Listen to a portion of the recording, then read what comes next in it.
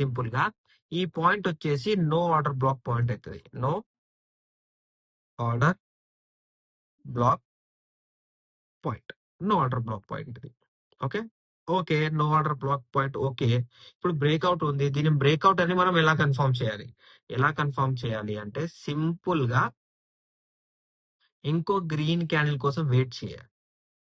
దీని పక్కన ఇలా ఆ గ్రీన్ క్యాండిల్ ది ఏమవ్వాలి అంటే ప్రీవియస్ రెడ్ ఇక్కడ లో ఉంది కదా, ఆ లో దగ్గరికి కిందికి వెళ్ళి ఇలా మీది అయినా రిజెక్ట్ చేసి ఇలా కిందికి వెళ్ళి క్యాండిల్ ఇలా మీదికి వెళ్ళి రిజెక్ట్ అయింది అనుకోండి, ఇట్స్ అ బ్రేక్అవుట్ పాయింట్.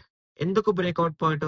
ఇక్కడ లేని నో ఆర్డర్ బ్లాక్ పాయింట్ ఇక్కడ దీని కిందికి వెళ్ళి వచ్చింది అంటే ఇక్కడ ఆర్డర్ బ్లాక్ జరిగినట్టు.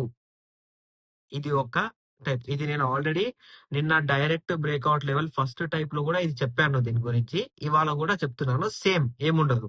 బట్ ఏంటి అంటే నో ఆర్డర్ బ్లాక్ పైన ఉంది కాబట్టి మనకు రీటెస్ట్ అనేది సెకండ్ క్యాండిల్ తో జరగాలి. అలా జరిగితేనే మనకు నో ఆర్డర్ బ్లాక్ పాయింట్ అనేది ప్రాఫిటబుల్ గా డైరెక్ట్ బ్రేక్అవుట్ లో వర్కౌట్ అవుతుందండి.